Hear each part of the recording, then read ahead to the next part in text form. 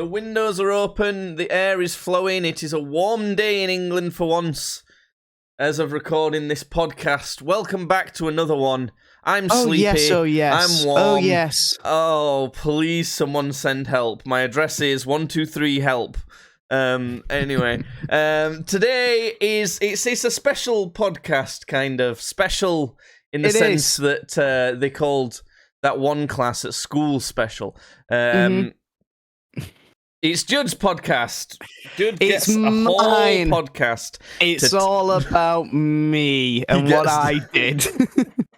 He gets to talk about his dang old Warhammer tournament. So if you're not interested in Warhammer, still continue listening, because I'm going to regularly interrupt Judd and his whole story. Yeah. No, I'm going to break it up with a couple things, such as I think that's who do we actually like on I'm a Celebrity, after we talked about that last time, and maybe a little story or two. Wayne Rooney might be involved. Might be. Okay. Might be. Maybe. I don't think he is, but who knows? Some miracle might happen, and Wayne Rooney might join this Discord call. No, he might. There is a story we have that kind of involves Wayne Rooney. I've said him too much now. It's really not part of it much at all. I've said too much. And I had kind of an interesting concept and question that I wanted to ask you as well. We'll see what goes on. It's mainly going to be the Warhammer tournament, I'm led to believe, but there's some other bits along the way, so stick around and tune your ears into this shit. Also, tune your Nisius. Yeah, anyone who's from Tunisia, make sure you tune your Nisias into Anybody who's from Tunisia, tell me if you liked that bit or not. Yeah, tell me if that joke is funny or not. Tell me if that joke landed. They didn't. I think I can tell you. It didn't land. Oh, by the way, we record this over at twitch.tv/streamsbadly. We record it live and exclusive over there. So come along and listen to it live if you're interested in that. It's worth making a little account for and coming over and following. We have some sexy little emotes that have all been approved on Twitch now, so that's pretty cool. You can subscribe for free if you have Amazon Prime with your Twitch Prime by linking your account. It's all very exciting. There's all sorts of cool benefits over there. Dalton, buddy, that means go and grab Mummy's credit card from a purse. Oh, God, and Judd's little brother has signed up for a Twitch account and decided to follow us, so we're going to swear extra much this podcast, just to corrupt his little brain, just to corrupt his little mind, tiny little brain. The little fucker. Right. Speaking of little fuckers, Judd, how did you do with your little fuckers, your little fucking men? Right, my little men. Explain the whole deal, because all I got from you was like a list of people that had registered for this tournament, and it showed your name on, and they all began with J. So I was thinking, oh fucking hell, there's a lot of people in this tournament then, right? Because if there were a list of like 10 people all beginning with J, if you extrapolate that to the rest of the alphabet, it's a big competition. Damn. I mean, and there are, you know what, there's several letters in the alphabet as well. I don't know if you knew this, but yeah, but I think there's like more than a couple. Yeah, there's like more than a few. I don't know if you knew this. Where shall I start then? I think I'm going to start from the beginning. I have been led to believe that's a very good place to start. In fact, I think there's a song about that. Do we break into song, or do we just keep going? I was going to be like, well, so Warhammer was a game that was made in the 80s, and it was... No, fine. A brief overview of what Warhammer is. Some people might not know. Okay, all right, yeah, fair enough then. So Warhammer, or rather Warhammer 40,000, is a tabletop sort of like... almost turn-based tabletop game, I'd say. It's like, it's turn-based, but like I suppose like their turn, my turn. Yeah. So it's been a big part of my life for a long time. Since I first started playing when I was 13. So I've been doing it for 11 years now. You joined a club in the attic of a weird place in the middle of a town centre. Before that, actually, the only other people in that club were easily above 25. Most of them were above 40. I'd say at least 30. They were at least all above 30. But And Judd was like a young teenager. I was like 14. I'm not gonna say it wasn't weird, but it was kind of weird. It was a little bit weird, but you seemed to get on with most of them all right. I did. They're all good guys. I didn't get molested or anything. I was fine. I did just all right. I visited with you once, and there was definitely a group of like purists who probably didn't really want you there, but they were more into the like miniatures of like the like actual army miniatures and stuff. Yeah, they were into like so like boring old men that they were like, oh, we don't want our miniatures to be all fantasy and everything. We want some real tiny tanks and army men for ours. We want to play about the fucking Zulu Wars with the British Empire. You know, it's like, and fine if you want to do that, but I'm going to play with my Space Marines, so fuck you. Or you could be interested in like that, but cooler. Yeah. But so anyway, recently it was Warhammer Fest, which is like Warhammer's Comic-Con, really. More than anything, it's really just them showcasing like new stuff, like to be like, ooh, look at the new shiny, come and buy the new shiny that's coming out. At normal Comic-Cons, there is some slutty nerdy ones that do sexy booba cosplay. Okay. Is Warhammer too nerdy to have any females do sexy booba cosplay? No. In fact, we'll get on to cosplay. No sexy cosplay, because Warhammer, and I was thinking about this when I was looking at the cosplay. Warhammer has got the type of fan base where if you get anything wrong at all about any part of the lore or a character, they'll immediately jump down your fucking throat and rip out your lungs. So they're like, oh, that's not right. So when they're doing the cosplay, I think that translates over as well, because they're really into it.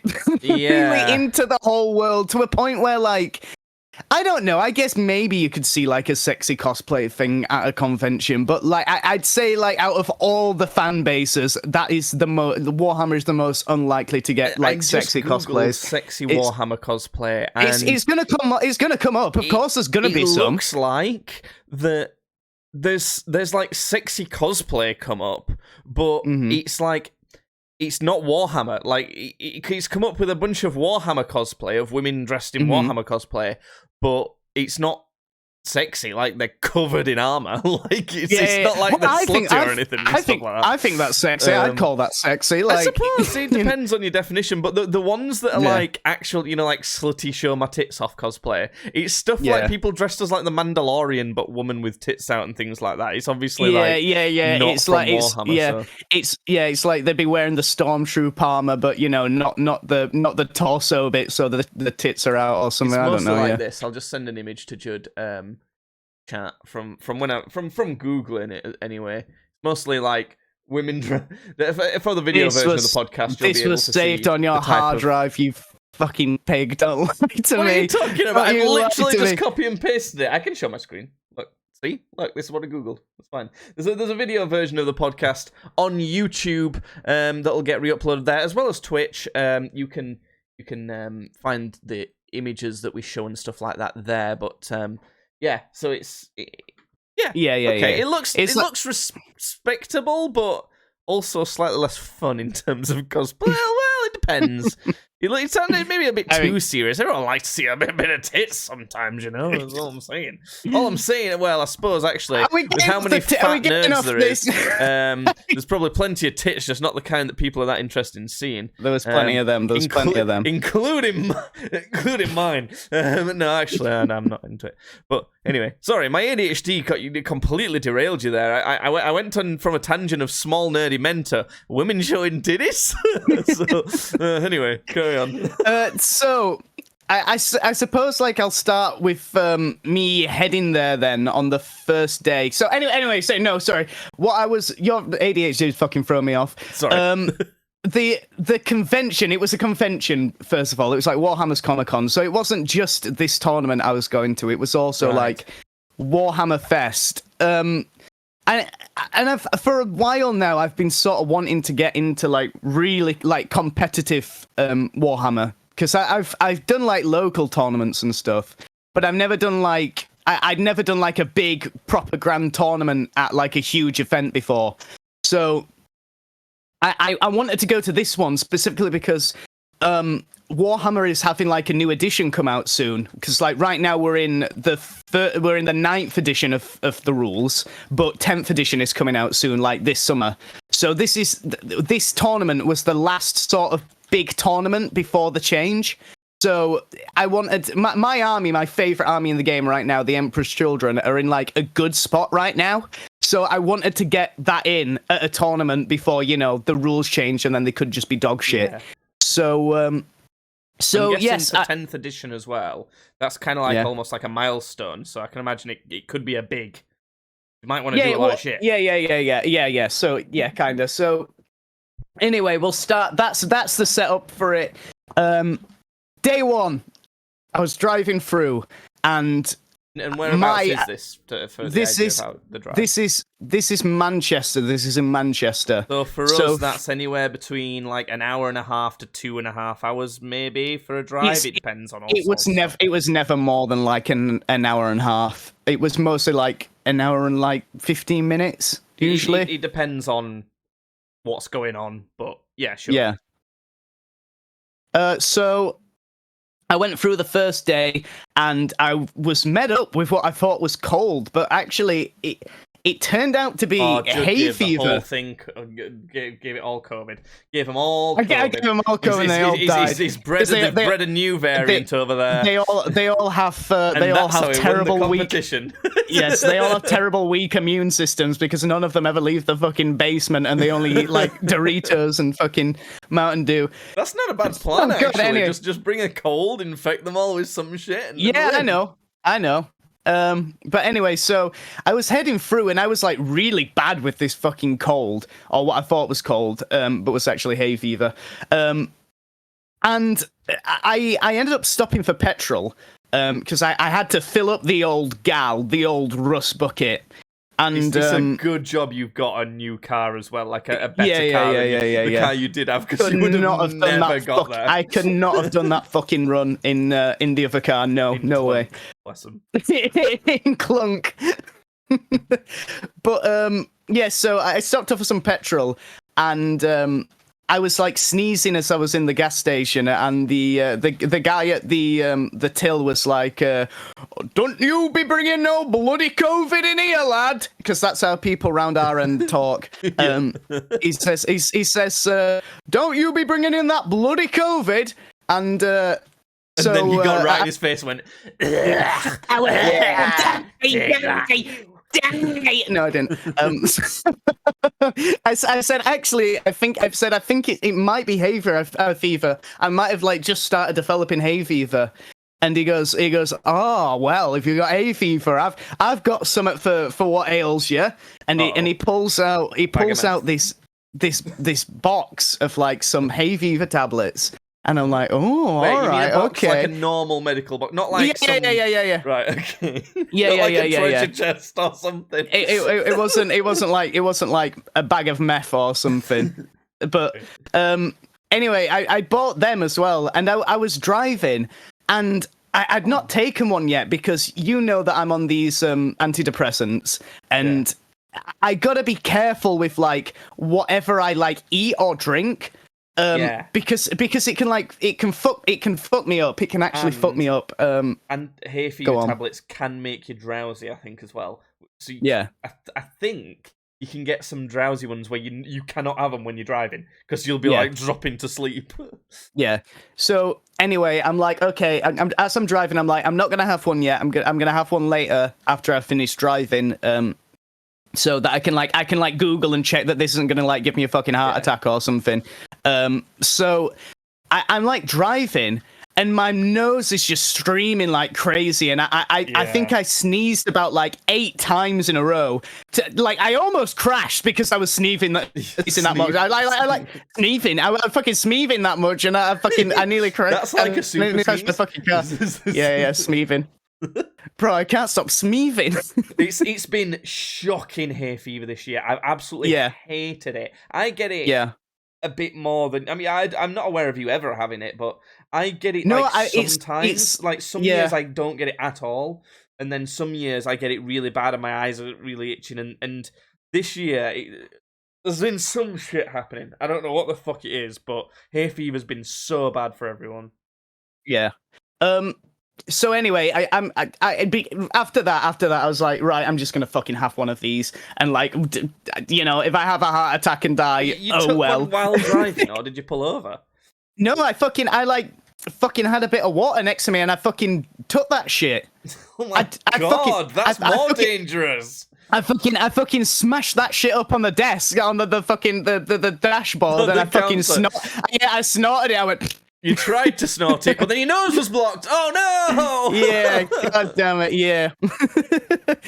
But anyway, so I swear to God, I had this tablet, I had this little fucking miracle pill, and within like 5 minutes, it must have been 5 minutes since I'd had this pill, and all of it was gone, like immediately cleared up. Right.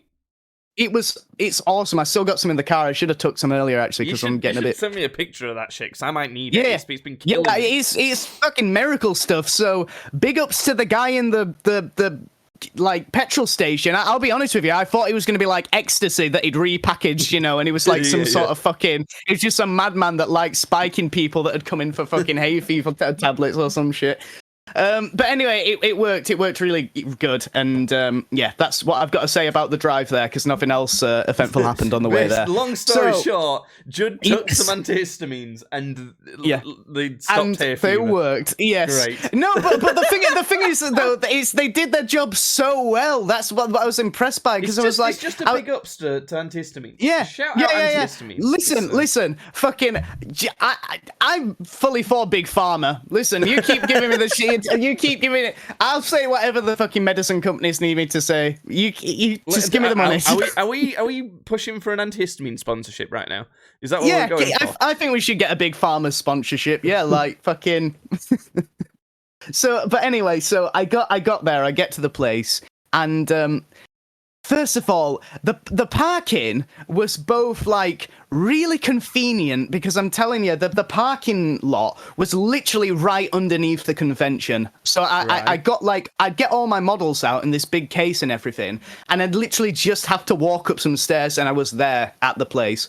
But it was also underground and really tight. Like you could barely. The place that it was going on was underground, or the car park? No. The car park was underground, and it was really tight. Like the spots for the car spaces just seemed like too small. Your car's not big either, is it? No, it's like not a huge car. It's not like a small car either, but it's like. It shouldn't be having trouble getting into like a car space, but I was struggling. I was like, and when I got out, I like had to suck my fucking gut in. I'm like, fucking trying to get out of this like door. Glad you said you got my gut. I'm trying to. I had to suck off this park. I had to gut. Oh, you god damn it! Don't leave. Don't listen to him. Your brother's not like that. Yeah, he is. Anyway. Your brother sucked many dicks. No, Jesus Christ, don't say that. This is an over 18s podcast. He's literally labelled as over 18. It is an over 18 podcast. Anyway, so the parking was fucking like atrocious, but also weirdly. Got his sex education. Jud's brother's just joined our stream, and we go, your brother sucks dicks, and he googles. Oh God! No, don't. All right, that's enough of that. Anyway, so.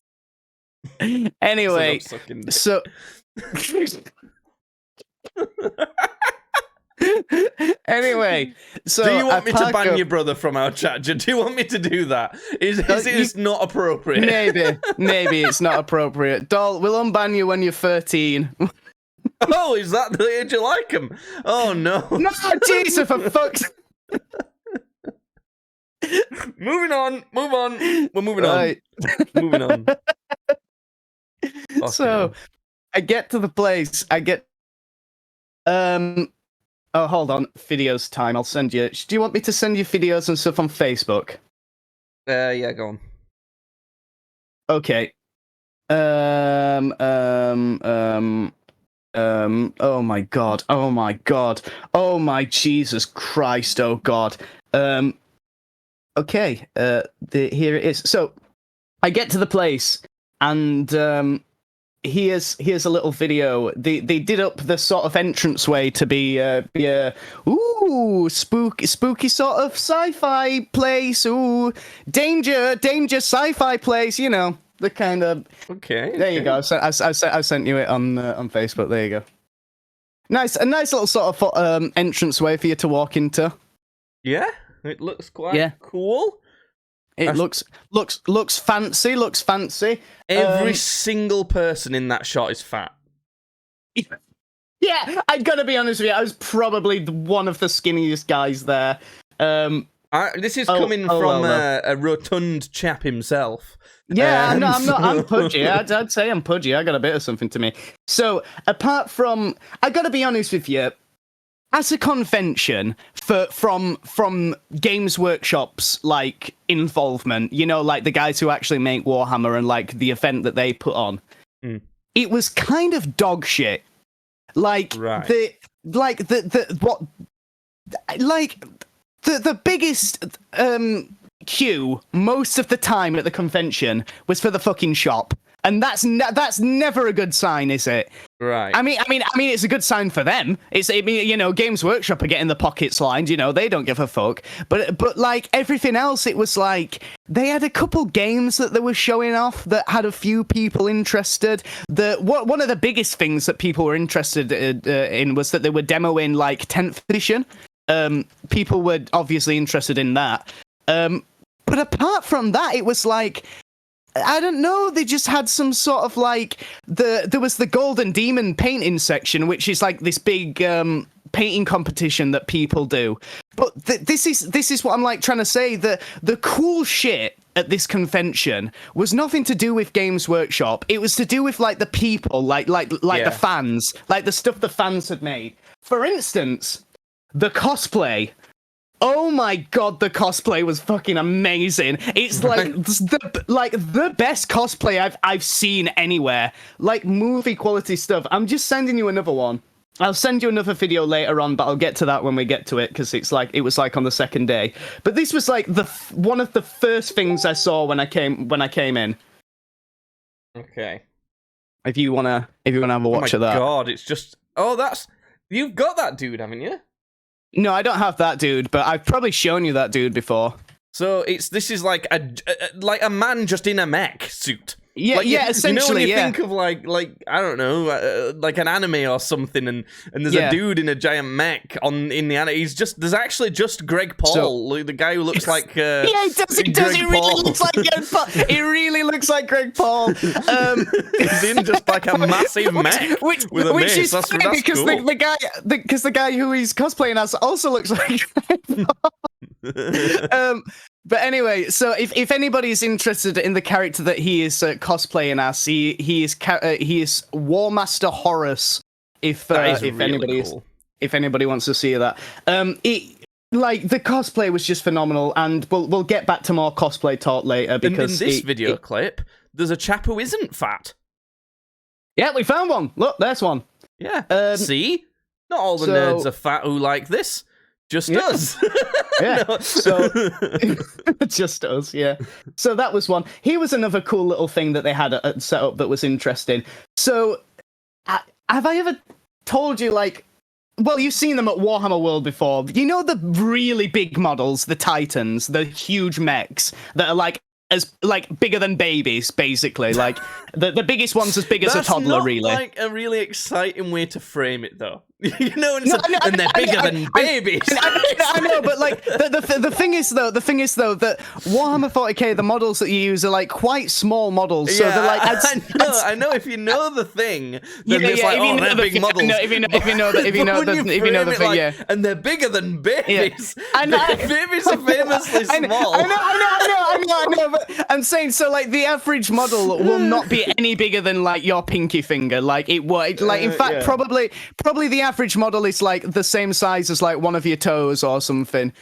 So Yeah, send pictures of your toes. Oh god, I thought that was a funny send way pictures of your toes to contextualize it. Like you could have said like it's bigger than like a watermelon or something. You know, something that's like a big melon. Why is that better? Like I thought like because a watermelon is a big melon. That's a big melon. So it's like, oh, it's bigger than like one of the biggest melons. That seems like a pretty big melon. Yes. But if you say bigger than a baby, one of the well, it is. But if you say bigger than a baby, that's like literally the smallest humans are babies. You know? So no, dude, those are midgets. Anyway. So they had a ton of these huge models, and these models are ridiculously expensive. They're like something that you just get if you just have money you can piss away.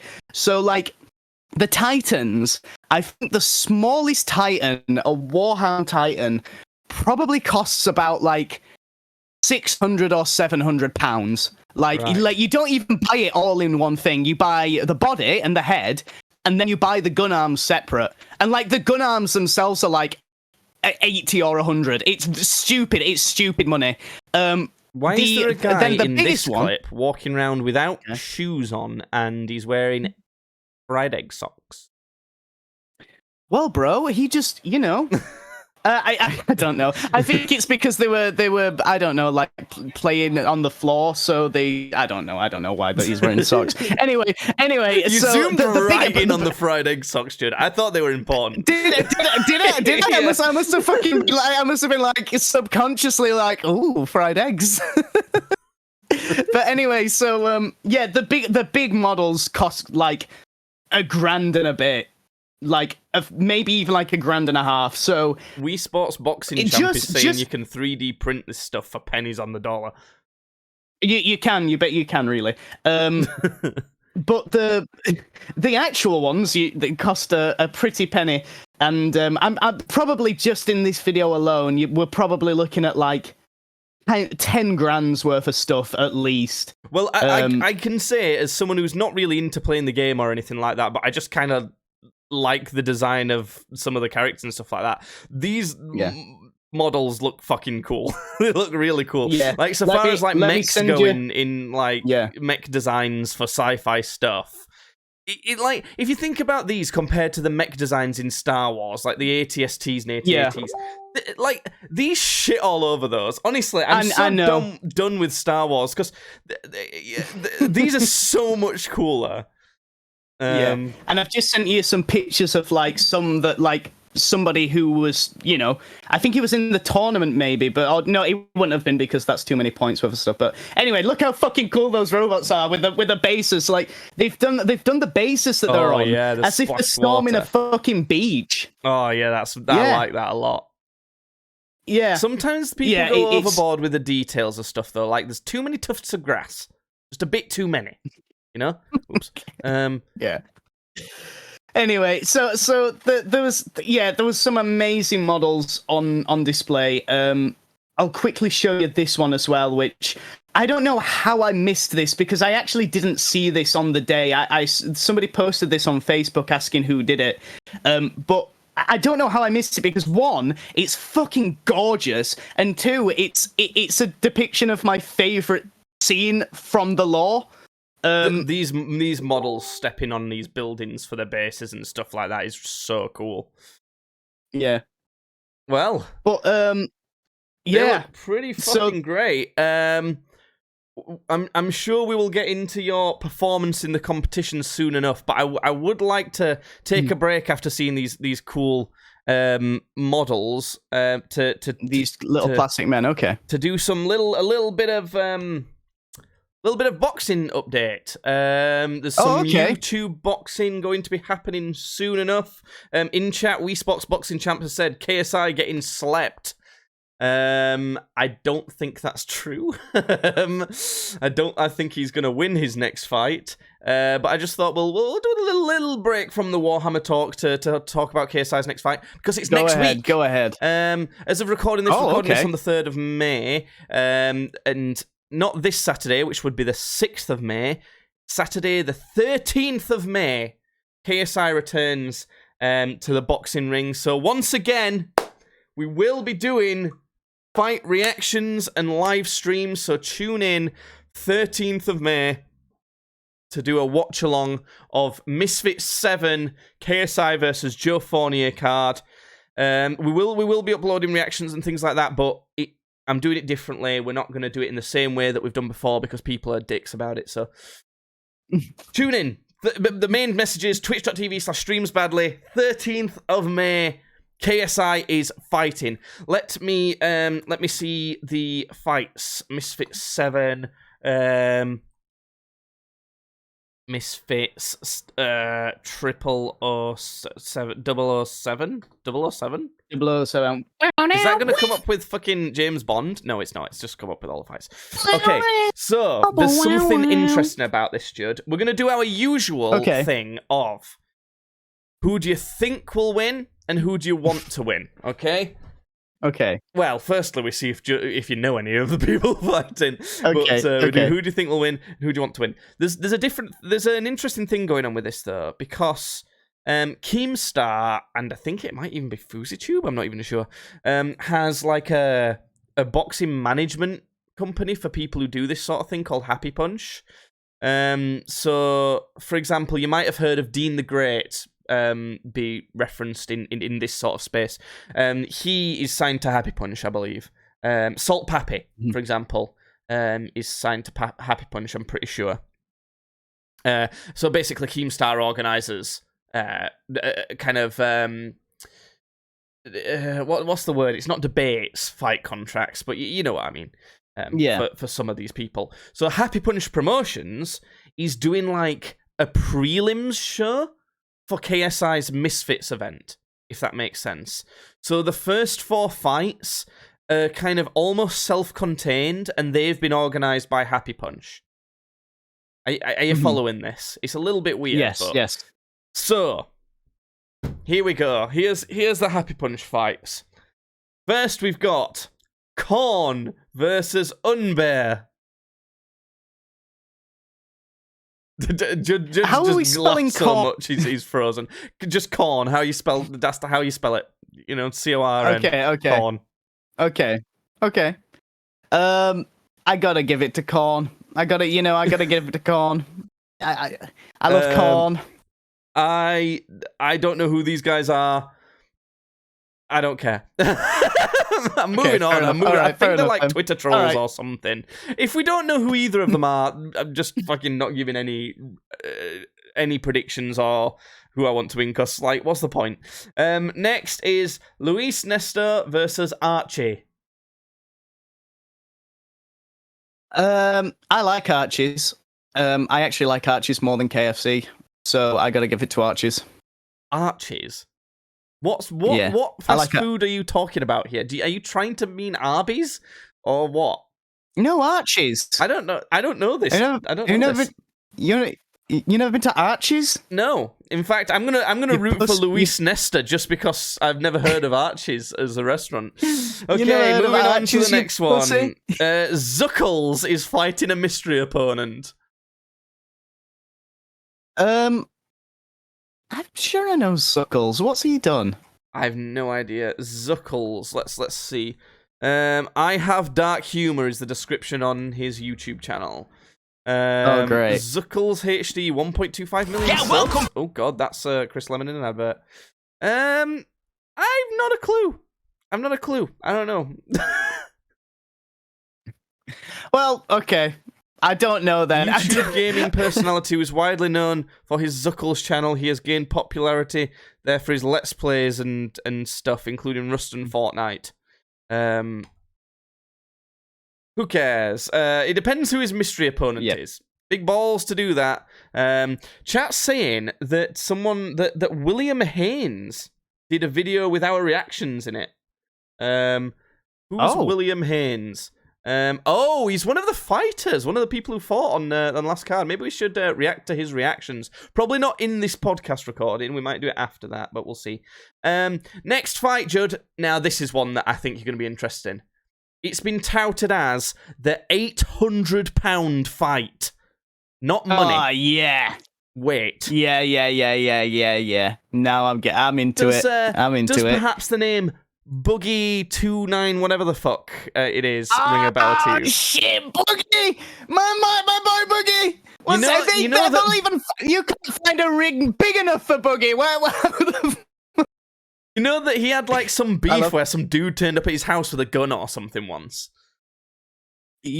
No, he had the gun. He had the gun. I don't remember what happened in it. It was years ago. Boogie pulled the gun because the guy like was showing up to his house or something. Yeah. So and it was they're like fighting. I think it's those guys that are fighting. I think.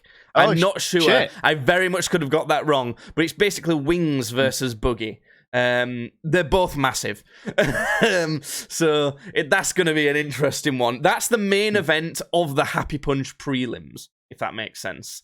So that's not the main event by any means, but of the Happy Punch prelims it is. So, okay, now on to the you guys should watch Down the Rabbit Hole with Rings of Redemption. Get all the lore you'll need. Fair enough. Maybe I think we'll probably do that in the lead up on the day, because we normally start the stream before the fights start happening. So maybe we'll do that. So next on the start of the Misfits card, Lil Belzy versus Lil Kimchi. Nope. But if it's two girls, it's going to be a good fight. So it is two girls. But remember last time there was a bunch of girls fighting on a card? Literally half of the event was girls, and the event kind of sucked. So yeah, but also the girls had the like best fight. So they did do better than the guys. Normally female fights in creator boxing are normally better, if anything. Next we've got fucking. Can someone make an image big enough for me to see what the fuck this says? I think it says. Tennessee Thresh versus Paigey Keiki? Tennessee Thresh? Paigey Keiki? I don't fucking know. Yeah. Do you know them? You know them? Nope. They're probably OnlyFans girls, because it's ladies fighting again. So normally it's ladies from OnlyFans that are on this. So I don't know. If they're from OnlyFans, we ain't gonna know them probably. So I have not a clue. Next we've got Virus, I think is how you would pronounce it, against DK Money. Ah, yes, TK Money. I feel like I've actually heard of TK Money. Yeah. You might have heard of him as being knocked out by King Kenny. Oh, okay. That probably is where I've heard of him from. Yeah. Yeah. Do you want to give a prediction on that one, being as we know him a bit, or who you think will win, who you want to win? I think King Kenny is going to come and, like, in some sort of wrestling. You know how, like, in wrestling, people will, like, run up on the ring and then they'll just start. I think that's what's going to happen. Well, there is a bit of a meme that King Kenny will win by decision somehow, even when he's not involved in each of the fights, because he's almost won 2 decisions he really didn't deserve. So, I don't know. I don't think DK Money's very good. I think that Virus maybe has been given him so that he can be propped up a bit. I'm going to go with Virus as a wild card. I don't know. Next, we get into the 3 fights that people might actually be interested in. Salt Papi is back. So you know we have to give a reaction for our Filipino brothers out there. Shout out to the Philippines. They ain't assholes about our reaction videos. They're just nice. Salt Papi is fighting Anthony Taylor. I know Anthony. I've heard of him before. Ex-MMA fighter. Lost to Tommy Fury. Last time he fought a guy called Idris Virgo and lost to him, but Anthony Taylor's generally seen as one of the better fighters in this, because he's kind of been in MMA a bit and things like that, so... Go on then, I'll give it to Anthony. Go on then. Well, here's the thing, right? Salt Papi and Anthony Taylor are both Happy Punch fighters. Normally, people in the same promotion don't really like to fight each other. So they've agreed to do it because it's a fight that everyone wants to see, basically. Anthony Taylor knocked out Dylan Dennis in the parking lot. I kind of did. So the weird thing is, right, because Salt Papi, Keemstar represents Salt Papi and tried to give this excuse for why it's only going to be a 3-round fight. That's not many rounds at this point for these guys. So he said that Salt Papi wasn't preparing for someone so difficult as Anthony Taylor. So because they couldn't give Salt Pappy any more money to fight Anthony Taylor than he was supposed to be fighting this other guy, they wanted to give him something as compensation. So they're only making him do 3 rounds. Wow. What? I don't. Wow. That's just bullshit, really. Let's be honest. So that's one people are excited for, because people have been bigging up Salt Pappy a lot, saying he might even be better than KSI. You know, he should potentially be fighting Jake Paul or something like that. Anthony Taylor will be a massive test for him. The only 2 people Salt Pappy's fought so far, apart from Josh Bruckner when we saw him fight him, have not been great. And looking at how Josh Bruckner performed in that fight, I think Josh Bruckner was overhyped as well. That's going to be an interesting one. It's a bit of a disappointment that it's only 3 rounds, but that's going to be very interesting. Next up, Judd, it's the GOAT of creator boxing himself. Deji is versus Swarms. I'm going to give it to Swarms. I'll give it to Swarms. You don't give Deji credit? He won his last fight. He beat Fuzi? No? Okay. This is actually, on paper, a reasonably competitive fight, if you kind of think about it, but I think Deji is now overrated. For some reason, people now forget how shit Deji's been, like the vast majority of the time. And I just don't think he's got the heart for it yet. Maybe he has now, but I just don't think he has. I give it Swarms as well. Swarms' body transformation is mental. He's looking fit.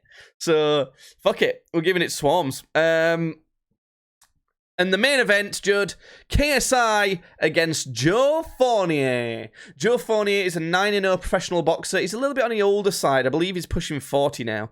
But at one point, he did have a light heavyweight title in professional boxing. So, you know, he's undefeated.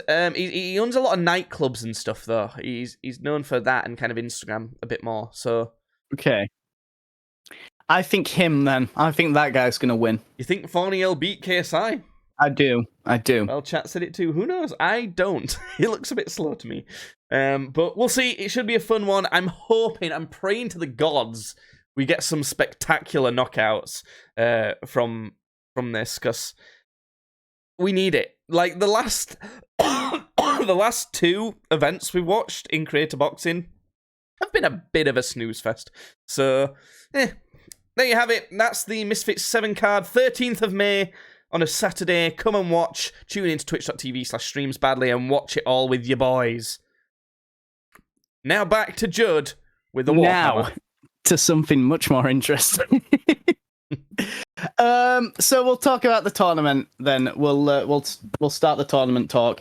So I had to be sat down at my table, well, just in this sort of tournament area for 9. So I'd actually woken up, I forgot to say this earlier, I'd woken up at like 5:30, which was probably too early, but, you know, I just wanted to make sure everything was like sorted and okay on the first day. 5, man, that's early. Yeah. So basically what we had to do was download this app called Best Coast Player, and it's really cool, actually. You sort of get added to events if you've bought the ticket to the event, and then you're placed in like rosters, and it updates and shows you like your next pairings and stuff when you've like finished your game. It's really cool. So we started at 9, so my first game was at 9. So I'm going to do a little bit of a thing like Jake's just done, where he asks me who won in a game of Warhammer, and like me, like me when it comes to boxing, I ain't got a fucking clue. I don't know where to start. So Jake's going to ask me, who doesn't have a fucking clue about Warhammer, and I'll give you my predictions. Yeah, sure. Yeah, okay. Yeah, sure. Okay. So my first game, Jake, and I'll send you a few pictures as well to show you the matchup. It was My Emperor's Children versus the Blood Angels. And the Blood Angels, Jake, are a type of Space Marine chapter who like to fight in close combat. Okay, let's take a look at these dudes. Which is the first picture? That's yours, right? They're my guys who are sort of like purple. Yours looks kind of like they've got purple. like they're purpley. They got like some of them have wings, like swords and some guns, and they look a bit mean. They got kind of blood at their feet or something like that. Okay. And then you see them against some angels.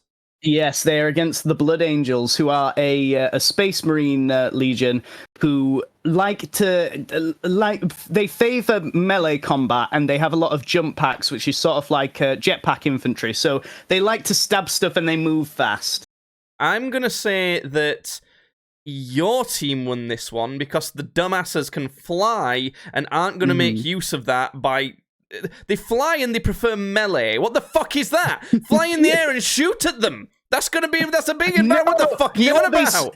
They sweep down on like jets of fire. Gives the people who can't fly a better opportunity to kill you. Angels. That's so stupid. Like Avenging Angels. I'm getting the same feelings right now that I get with randoms in Apex when I'm playing solo ranked. Yeah. I think these angels would sound like little bitches. So I think your team wins.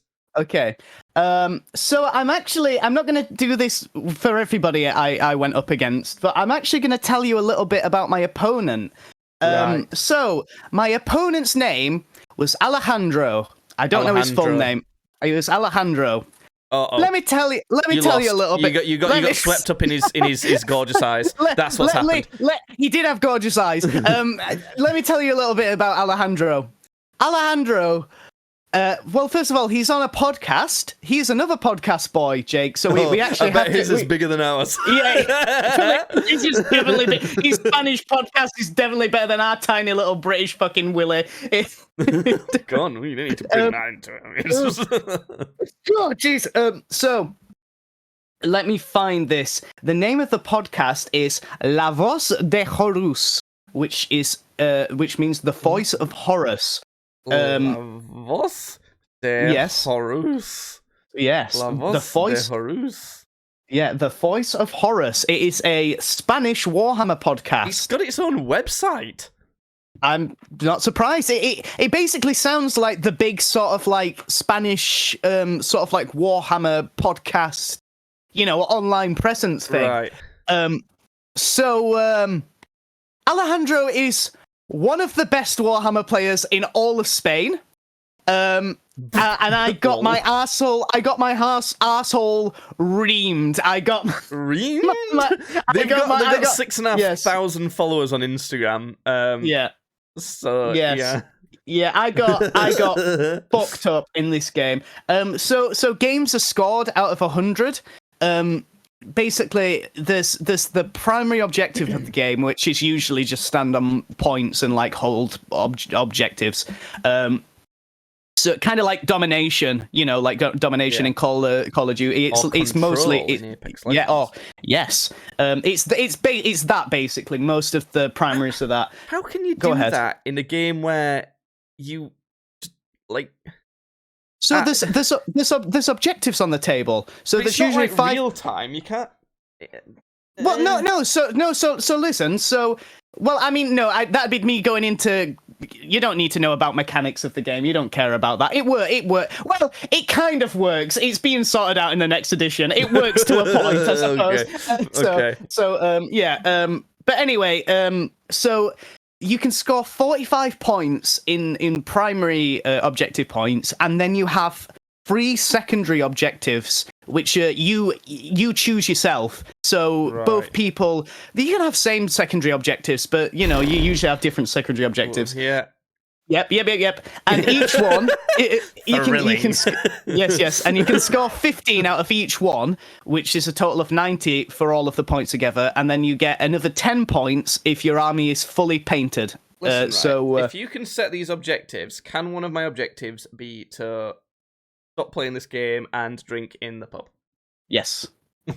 One of mine can. I'll enter my own competition. One of yours can be, yeah. And I'm sure you'll come first.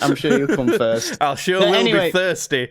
At the end of this game, anyway, this is where I'm going with this. At the end of this game, the score was, I think, like 37 points to me and 99 to him. So he was 1 point off of completely maxing out the possible score.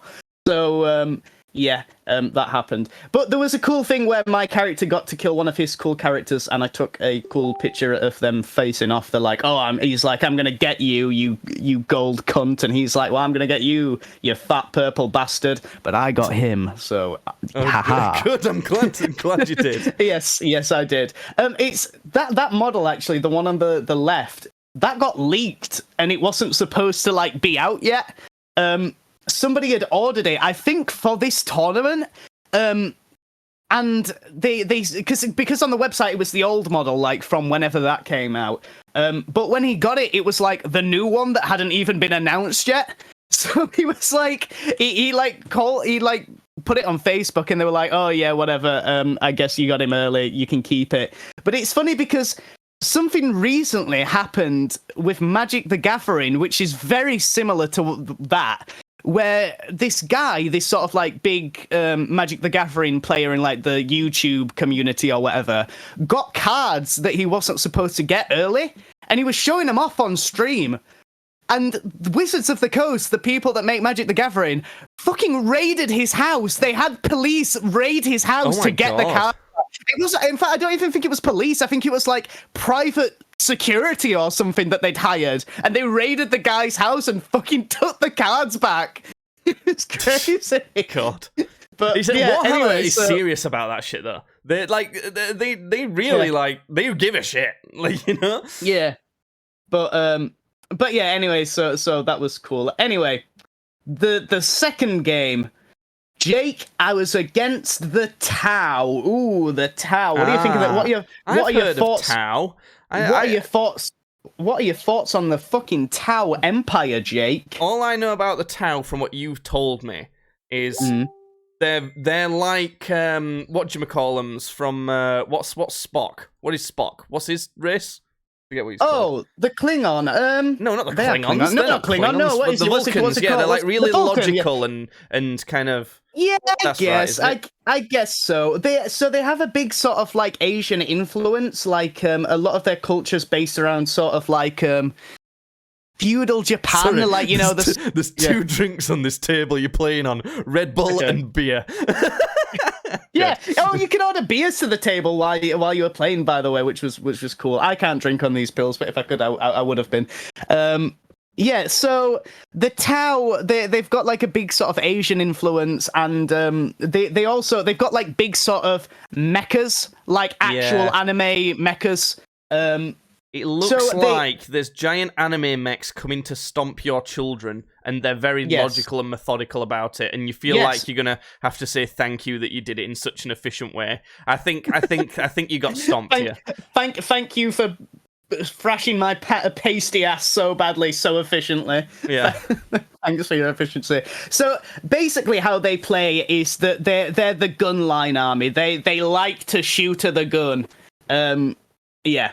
So that's like all they do as well. Like it's guns and more guns. You get anywhere near one of these fuckers and you just like give it a vibe check round the back of the head, you know, with a quick slap, and he will fall over dead. Guns are pretty good at killing people. Guns are pretty good at killing people. My guys have a good mix of shooting and melee. So mine's I think they're called flex armies when you have a bit of both. So like.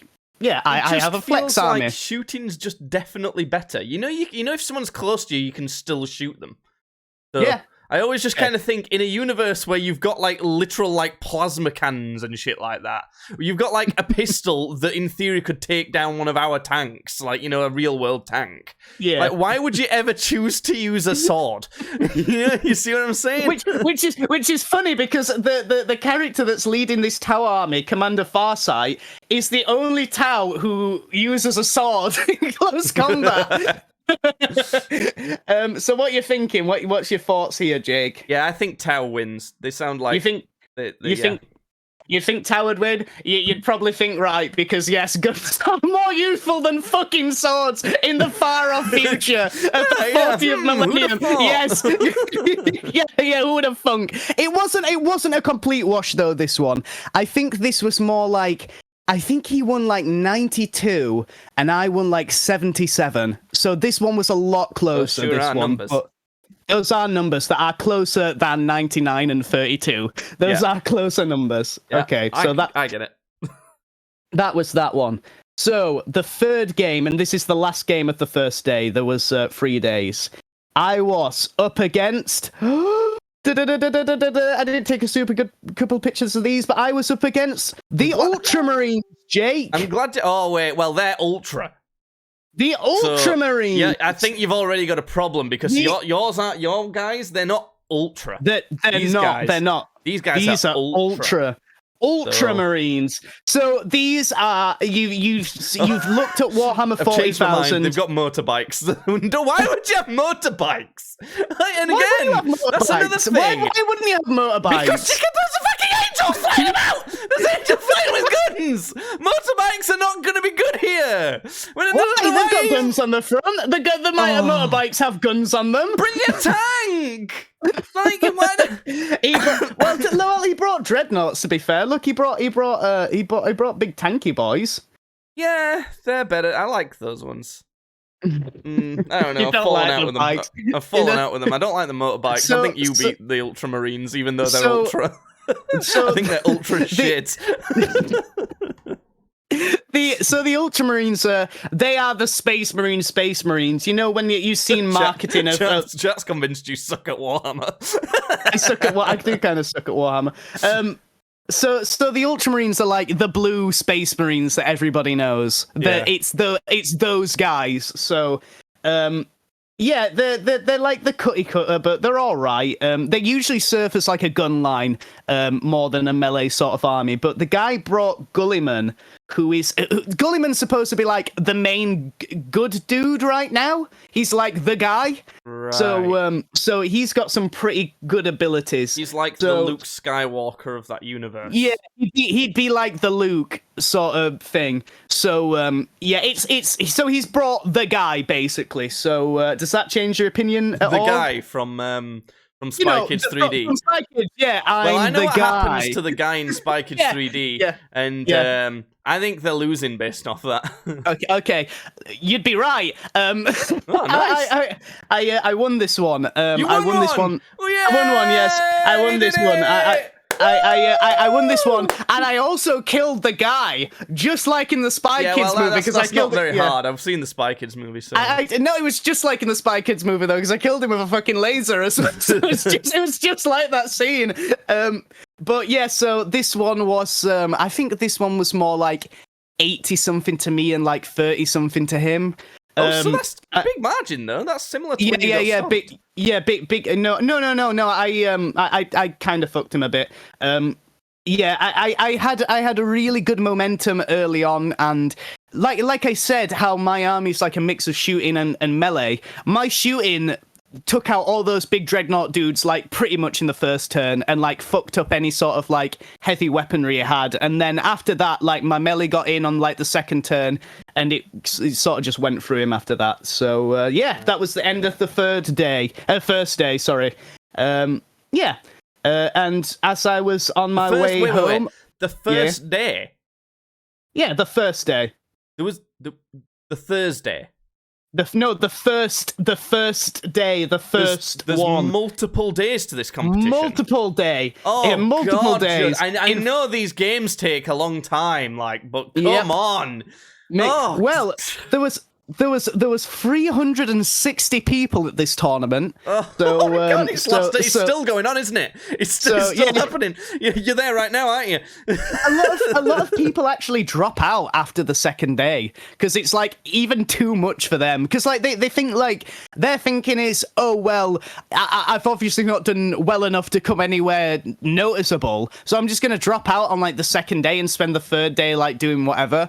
Like they could spend it going around the convention, or they could spend it hungover because they've been to a bar or something. So I want to stay for the full thing, mainly because me personally, I honestly think I could play Warhammer 40k like all day, every day, and never get tired of it. So you know who can get tired of it? Everyone else. So we're going to have another short break. This is going to be a long podcast, by the way. Plenty of content. We will be returning back to how Judd finishes off the tournament. Really quickly, I wanted to show you the place that I stopped off at for food on the way home. It was, I'm surprised it's just over. No. It's just just some pizza place. This is not as funny as you think it is, Judd. The actual restaurant is called Pizza Place. Pizza Place. Who calls a pizza place Pizza Place? That's just fucking silly. But I think what makes me laugh so much at this is that it's like, I don't know. It's almost got a bit of a backrooms feel to it. It's got like a default font. Yeah, because it's like the most default like logo you'd have for like a takeaway place. It's like you've got a city builder and you've put down a pizza place, and this is generic. I know. I saw it. I was like, well, I gotta get a pizza from Pizza Place, and it wasn't good. Let me tell you, it wasn't fucking. Not surprised. Would you say it was good. quite default? Would you? It was. It was like, this is a default as pizza. I walked into the shop and like the fucking shopkeepers were like in 8-bit and like they were like walking around going like. They weren't textured very well. No, they weren't. Right, we're gonna have a quick break Anyway, from Warhammer. We're getting back to it. To talk about I'm a Celebrity real quick. Last podcast we Judd new one from the new I'm a Celebrity South Africa cast. And today we're going to be going over whether we like them or not. And this is a collective decision. I've watched it on everyone's behalf. So now you all can be told whether to like these people or not. Here we go. Georgia Toffolo, aka Toff, very posh, very Tory. She's fun, she's positive and she fucking properly goes for it. She had such a difficult looking trial to do. They fucking bullied her. It looked traumatizing what she did, and she did really well. She got all but one of the stars for it. So we like Toff. She's doing. I like Toff. She's one of my favorite Avatar: The Last Airbender characters. Toff. So yeah, you made that joke last time. Mylene, there was a story on it telling us how she wore this white bikini to shower in when she was on the show the first time. Back when they actually would objectify people for views, because they don't do that so much anymore. Well, not women anyway. But Davide, the ex-footballer, would potentially argue differently. Anyway, apparently she wore a famous white bikini last time and auctioned it off for $7,000.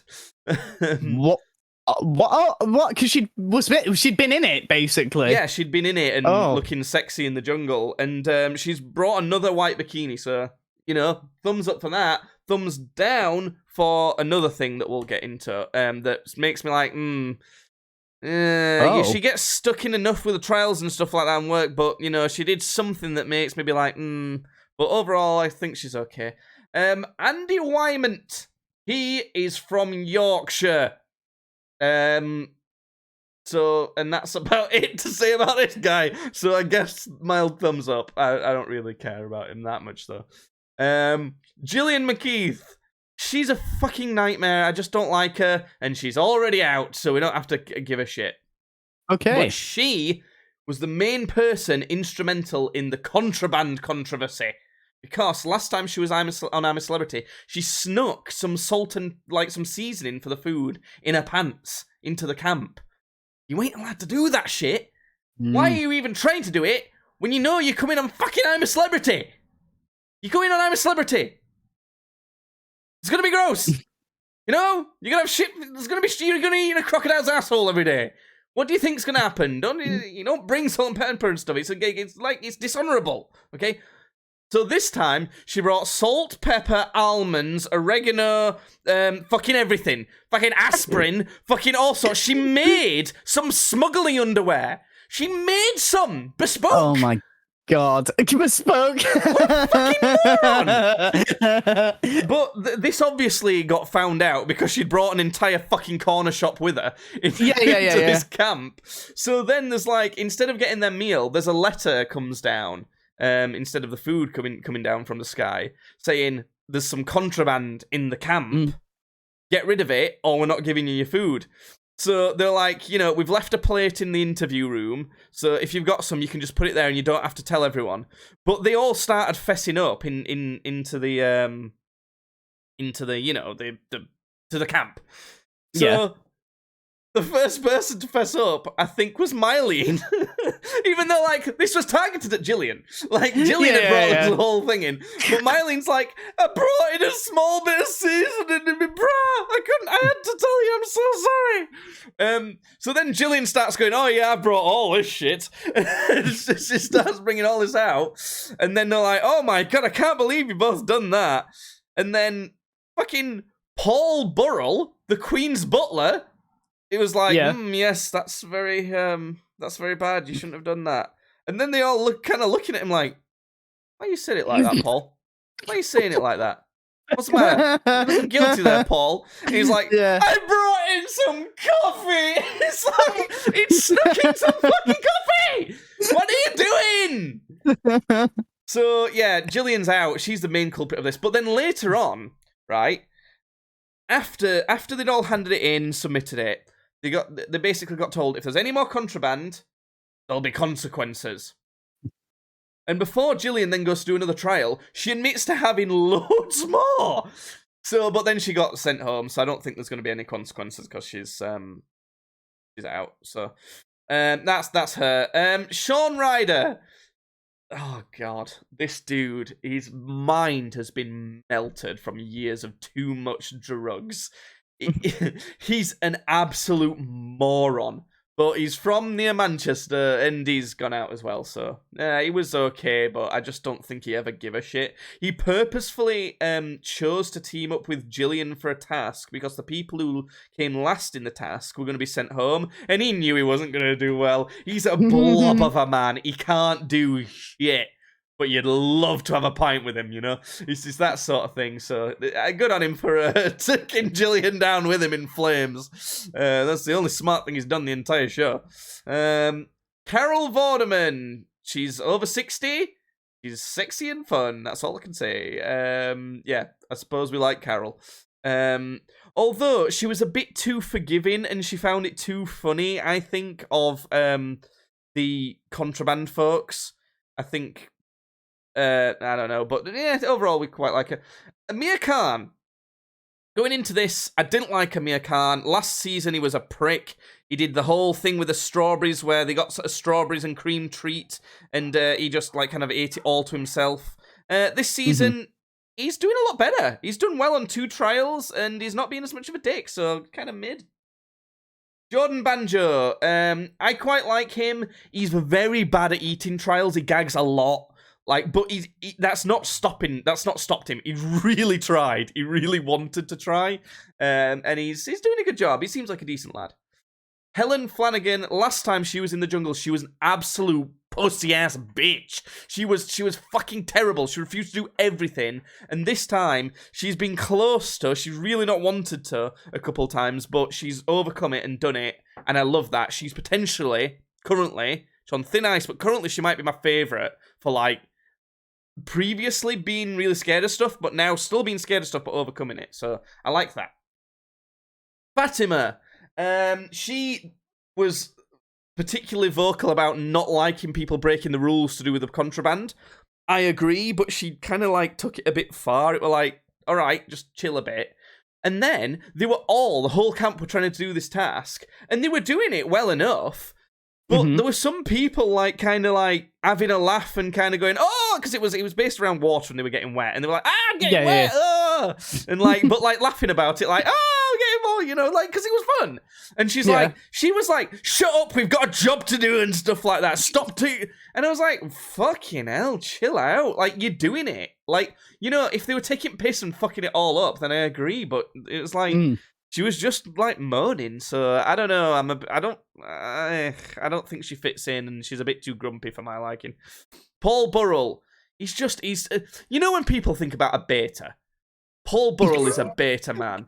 He annoys me with how like timid he is, but like he's snuck his little coffee in, and then he's like, Fatima was getting annoyed at the contraband stuff, and then Paul was like, I don't like blame being thrown around. I bet you don't like it because it was you being blamed for it, and you should have been. You useless twat. He's really scared of stuff as well. He like goes, You just can't. Oh, just like have some balls, you know? He's just so... Our dad in the early 2000s would have described him as Poncy. I don't know if you can say that anymore, but I remember our dad saying, like, Ponce before. I don't know if that's politically correct anymore, but he's like that. Phil Tufnell, he's a fucking great... He's proper cockney lad, him, and he's always, like, old, and he used to do cricket and that, and he seems all right. He seems fine. I don't mind him. Janice Dickinson. Oh god, she's probably my least favourite. She's so loud. She's very American. Wait a second. Janice Dickinson? Yeah, I know. What? You can't be putting dicks in sons. That's not good. Anyway, she's really loud and annoying, and she did an eating trial with Jordan. And Jordan's like, like his gag reflex is just like biologically really bad, but he was really giving it a good go. Whereas half of the ones from that trial, she just straight up refused to eat. And even in camp, they've been given stuff like a South African version of a deer, basically. That's great food, considering, I'm a celebrity in that. And she's like, no, I'm not fucking eating a deer. You know, it's like, what? She's not vegetarian or anything like that. Yeah. She just fucking, like, refuses to do anything. And that one where Fatima was getting annoyed at him, she just... All it was putting your fingers in some holes on this big wooden box to stop water pouring out. And she just fucking gave up towards near the end. They could have gotten a treat for all 11 of them, and she just fucking gave up, and it meant only seven people's worth got it. I can't stand people being a little bitch and giving up on this show. It pisses me off. So she's the least favourite. So that's whether we like people or not, and I'm a celebrity. There you have it. That's the only correct opinion.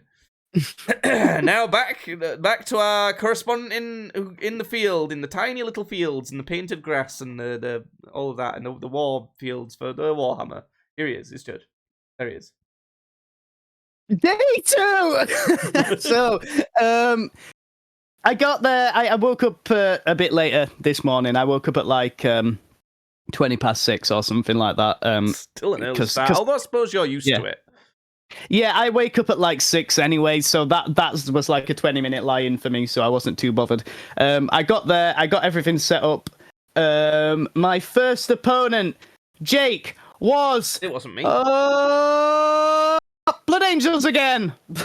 Blood Angels again? Was it the same dude? No, this because the first dude at this point is like way up at the other end, because the way they were doing it is this hall, the sort of like further down you were, this hall was like the lower in the sort of bracket that you were, and the higher up, like closer to the front, was like all the sweats that the fucking that did this I do would all this shit. 100% think you beat these Blood Angels. Here's why.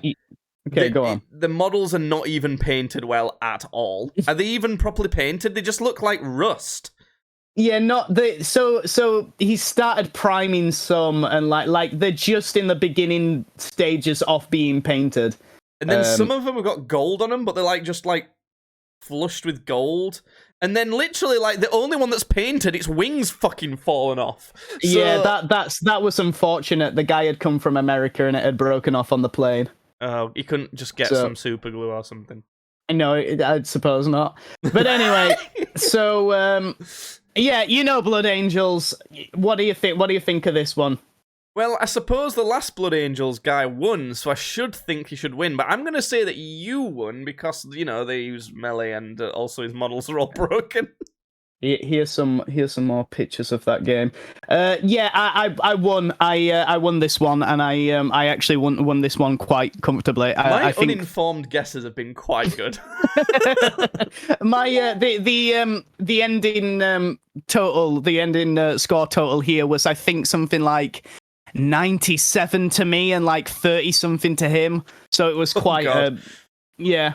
Your models look so much cooler than his. Your models look like a lot better than a lot of the other ones there. Thank you. I appreciate that.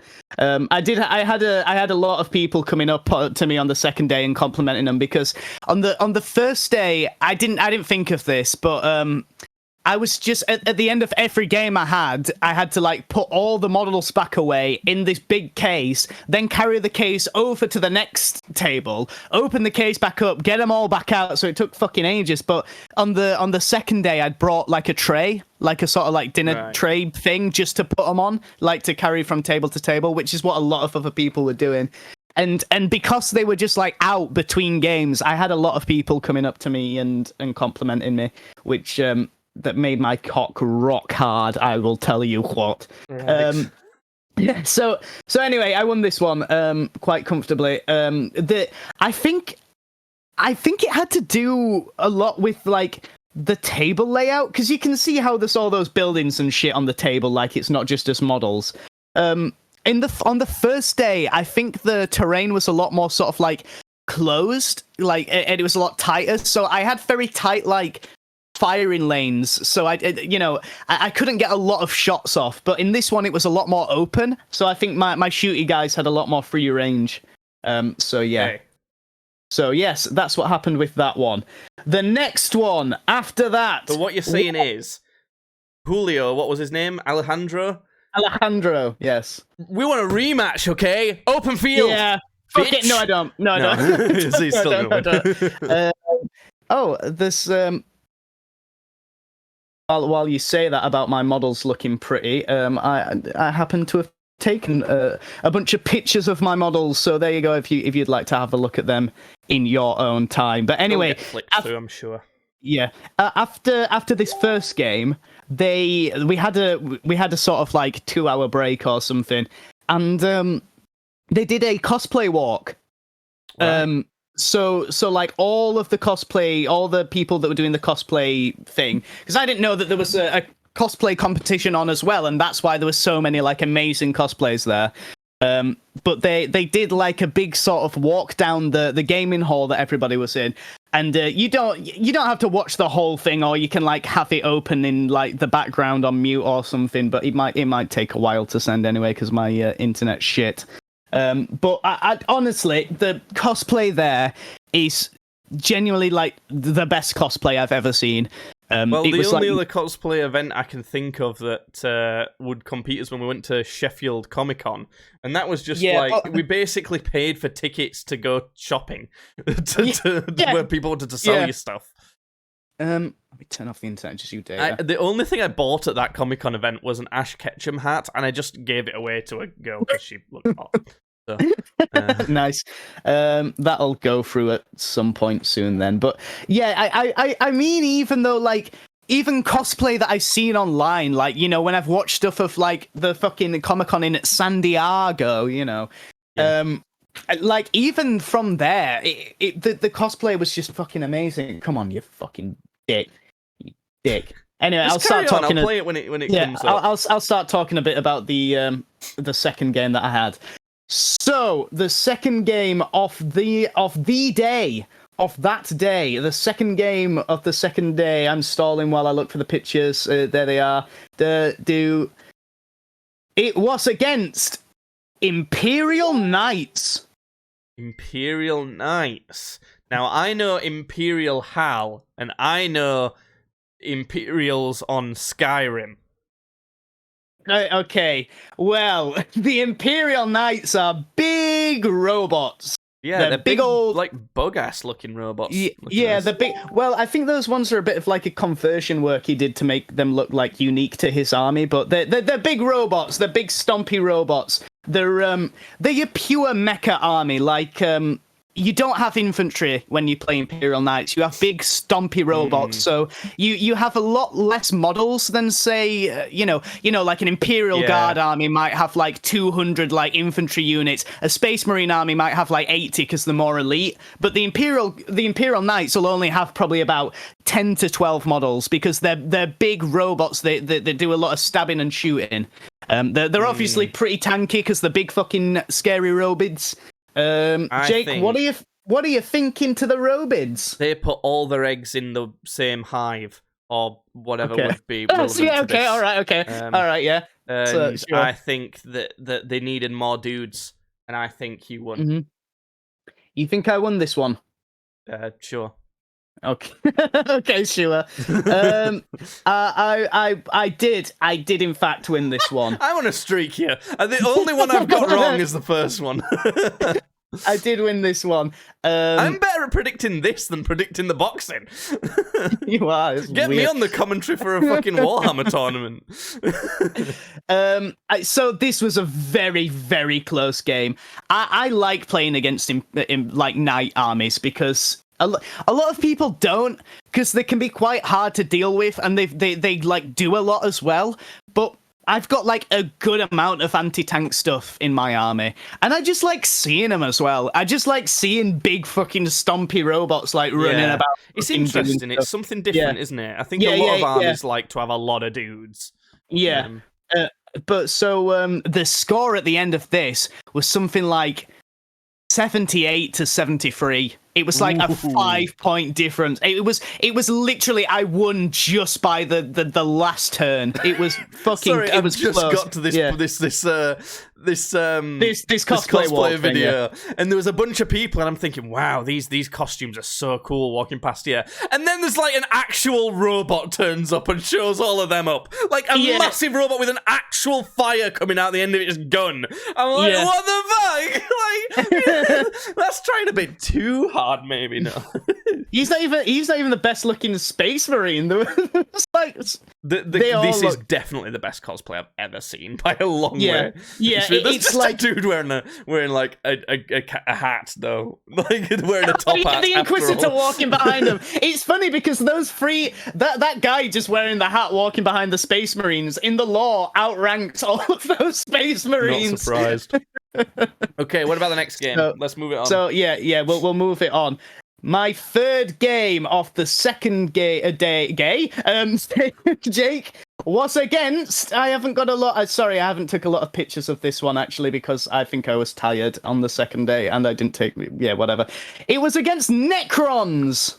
Necrons. See, you like them, don't you? You used to do something to do. Was it Necrons? Necrophiliacs? What was it? No, you're thinking Necrons. That's what that one dude let me borrow. Was it that one time when I played a game with you? Yeah. It was. Yeah. When you had that one game and decided this is never something you want to do ever in your entire life. And I remember you saying, "Oh, I'm not going against your Necrons, am I? Oh, that's annoying. These are cheesing buggers or something like that." Yeah. So back in 7th edition, because that was back in 7th edition, they were very good back then, and now they're sort of like, I'd say they're probably like C tier, maybe D tier right now. They're like, they can be good. You can make them so they're good, but like, they're not one of the highest performing armies. Okay, you won that then, didn't you? Because if you're like, they're good, I guess, but like, surely you won that then. No, I lost. I actually lost this one, and I was gonna say you lost before you give all that spiel. I actually was. I lost this one something like, I think he got like 77 points and I got like 53. So it wasn't like a massive loss, but the reason why I lost this is because Necrons, every single one of them in their entire army have this really stupid fucking rule called objective secured. And this is what I was saying about the whole domination or control thing, like kind of working, but not really. And this is why it's good that it's getting changed in the next edition. Can I ask at this point? This is a tournament, right? So you're winning and losing games. Yes. How do you know where you place in the tournament at this point? Then, so you're not winning the tournament then because you've lost. No, I'm not. It's so it says on the app that I mentioned earlier. It shows you where you are in the entire tournament and also who you're going to be playing next. So that tells you where you're placing. Video game. I guess it's more like sports brackets. I guess. Sports. You like sports, don't you? Right. You're a big sports guy. So so you might go down to like a losers bracket or something. Yeah. There was 8 brackets in total. But I'll tell you in a moment how I placed. Yeah. But anyway, so there's a rule called objective secured, which basically, if a unit has this rule and it's stood on one of these objectives you have to control, it has priority over enemy units that don't have objective secured, don't have that ability. So usually, for most armies, the units that have that ability are your basic troops, because it incentivizes you to bring like the chaff, the foot slogger, instead of just taking like busted overpowered shit. Do you know what I mean? Like, they just bring in, well, I brought a bunch of these because they're the best thing in the book and they have all the good rules. It's supposed to incentivize you to like, well, here's some shit guys who are meant to be like meatbags that hold the point. Necrons, everything in their entire army has objectives secured. So what this guy did was, he just took a shit ton of these, they're called scarab swarms. So they're like these little fucking mechanical bugs that go tick and like fucking crawl all over everything because they're little fucking bugs. It sounds like a still cheese in them. Yeah. So he just took a shit ton of them, and he fucking flooded the objective with these little bugs, and then he kept me busy with other stuff. So it wasn't that, I was killing stuff, and I was like doing certain objectives, but I couldn't stand on the points. I literally wasn't allowed to hold the objective. It sounds like bullshit to me. Sounds like you were fucked by the rules. Yeah, it was bullshit. That one was, I'd say that was the one I had the least fun in, because it was like, well, I literally can't do anything, because you've got a little bug here next to my large fucking demon man, and your bug's doing a little fucking crab dance next to him going, I've got the fucking point, you dick. Yeah. So, and it's like, there's nothing I can do here, because there's a rule that says he gets it. So, yeah, anyway, that's how that one went. And that was the end of day 2. So, because a lot of people dropped out, like, after day 2, I decided to check my ranking then, because I'm like, okay, so if I check my ranking now, this really is how I've performed against 360 people. And then wherever I place at the end of tomorrow is like, how I've placed out of the sort of remainders, I guess. So, after the second day, after 6 games, I had won 3 and lost 3. So I sat out of 360 people, I was 160th, I think. Okay, after that the makes 2 days. Sense. You're halfway, and you'd won 3, lost 3. Yeah. So I was in the top. Like I'd beaten more than 50% of the people there, which at the end of the day is really what I was sort of going for. I was like, if I can place higher than most of the people there, then I'm happy. Like, I know I'm not gonna fucking, like, I know I'm not gonna win the fucking thing. I know I'm not gonna. That's why I was also, like, wasn't even thinking about dropping out after the second day, because I always went into the mindset of, well, the main reason I'm here is 1, to just play the game, but also 2, to just, like, see what people take. I like seeing, like, all the different shit. Like, I like playing the game, but I've only got, like, the same 2 or 3 people to play against at the club where I usually go to. And they've only got so many armies and models. But a tournament, you're seeing all kinds of fucking shit. And people go all out on the models that they bring as well. Like, you'll see, we call it either conversions or kit bashes, where you take, like, lots of bits from, like, various different kits, and you, like, make your own thing. Like, if you look at my models of the pictures that I sent you, you see the guy with the weird sort of like bat wings, who's like also a kind of like snake that's like coiled around, and he's got like a weird whip arm. I made him out of just like random bits I had like lying around in my box. Like, that's not a full kit. I just made that dude out of like shit. Yeah. And people go fucking wild with like their kit bashes and stuff, and you see some amazing things. So but that's how like, legal are those models when you play the game then, though? So as long as they represent clearly what they're supposed to be. Like, he's in a unit called Possessed. I mean, he looks pretty fucking possessed to me, if you don't mind me saying. So it's called being WYSIWYG, and it stands for what you see is what you get. You can't call him that. That's a slur. I call it But yeah, so it stands for what you see is what you get. And it's like, as long as the model is armed with the things that it's armed with, like on the data sheet, which is like that model's rules, it's good. It's all good. It's that, and they've got to be a similar size to like the the original model that they sell. It can like vary a bit. My autistic brain is not liking this logic because it's like too opinion based then. Because like a tournament organizer could look at that and go, no, that's not close enough, too big, or something like that. And another one would be like, it's fine. You know what I mean? Yeah. So you could turn up to a tournament and be a dick about it. So you could, but I suppose if you were going to do it like seriously, you'd probably not bring any models like that. You'd make them like I'm sure you would. Like I think that the thing is because it's such like a deep rooted part of the hobby already. Like kit bashing has been around basically since Warhammer started. Like it's fundamentally a part of the hobby. So you can't be that much of a cunt about it.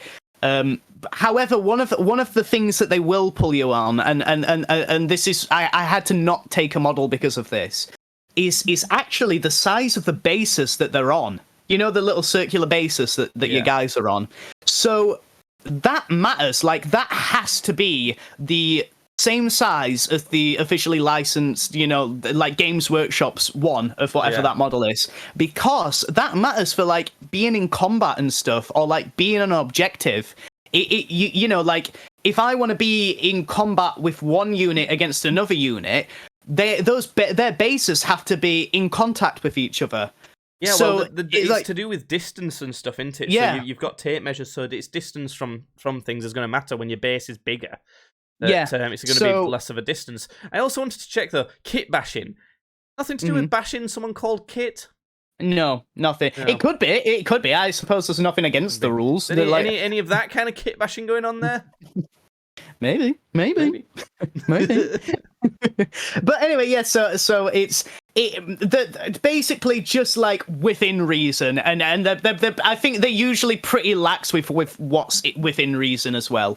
I think you're much more likely to find tournaments that are like, yeah, it's all good, than you are to find someone that's like, actually, no, that is not up to Games Workshop standards. I think most of the time it's fine because it's such a creatively free hobby as well. Yeah. It's art. It really is art. When you go to these big conventions and you're seeing, especially the Golden Demon stuff, which is going up for painting competitions, it's fucking art. Like it's awesome. Anyway, do you have any more games then? I did. I had one more day of games, but before that, Jake, I stopped off at another food place.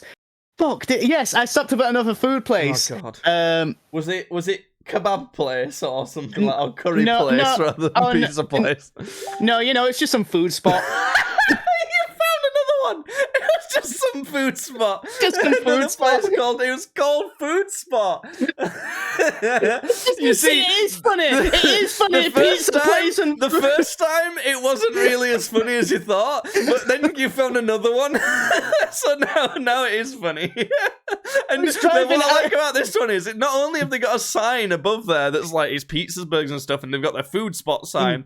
The windows above the place have a food spot sign in as well. It's like they really want you to know this is a food spot. That you get food here. I drove past this one and my eyes like fucking blank for a second. I was like, am I living in a fucking simulation? Pizza place and food spot. These aren't like real places. But anyway, I had to stop off at food spot because I have to stop at the food spot. Yeah, I gotta tell you, Jake. Food spot fucking slaps. Okay, it is so you want to go to the food spot, not the pizza place. Yeah, let me tell you, it is like the best takeout I have ever been to. I'm not joking. I went in and I was looking at the menu. And it was all so cheap. It was like, it was really fucking... You could have got I think it was like an 18-inch or a 19-inch margarita for like £8. And it was good pizza as well. Like a normal size... Yeah, a normal sized one was like £4.50. It was really good prices and good food. I bought a double cheeseburger, and then I also bought fries with it, and I got like some slushy or something, and it was a tenner. And I thought, oh, okay, that sounds about right. And then when I opened my burger, that was a huge burger, there was like a huge fucking pile of chips next to it as well. So this like £6 huge burger also came with like a big stack of chips. I want to move next to that. There's a for sale hat. Just gonna move to Manchester just to go to Food Spot. There's a for sale hat sign right next to Food Spot. I'm gonna buy that fucking place. I'm going there. It was really good. Anyway, do you want to interrupt me with anything before I move on to day 3, or? Yeah, I'm just going to interrupt you to say, subscribe to Streams Badly on YouTube, follow on Twitch. You can even subscribe on Twitch. Costs money, but that's fine because you get some cool emotes. Follow Tweets Badly on Twitter and get Podcast Badly on all good streaming platforms, aka Spotify. That's the only good one because the other ones are fucking hard to upload to. And apparently we're in a lot of a William Haynes video as well. Actually, we need to watch this whole fucking 11-minute video because no, we're not. I am because you were ill for the creative. Oh, it's that one. Okay, yeah. All right. Okay. Anyway, it was 164th that I placed after the second day. I found down 4 places after the second. I did, yes, I did. So yeah, day 3. I had a friend with me. Day 3, Jake. I had was a it pal. Alejandro? No, it was Tom. Oh, was it? Yeah, that Tom. Yeah, it was that Tom. Okay, I don't want to say the name we have for him. Just anyway, cool. Anyway, does he like Warhammer? Yeah. I didn't know if he did. Or not. Tom likes Warhammer. He's not into it as much as me. He's played a few games with me, but he's always said that, like, you know, he wants to start like a full proper army. He just wants to, you know, get a good job first because he knows you have to take out a second mortgage to play Warhammer. So yeah. But he came down. Basically, I'd fucked up because he'd called me and was like, "Do you want to do something this weekend?" And I'm like, "Well, I'm at this tournament, so I can't." But it's only a 2-day tournament. I was wrong. I was like, "It's only it's only a 2-day tournament. If you won, you can get a ticket for like the 3rd day, the Monday, and we can just like go around and look at the convention." So it's like, yeah, we'll go do that. So anyway, turns out it's a 3-day tournament.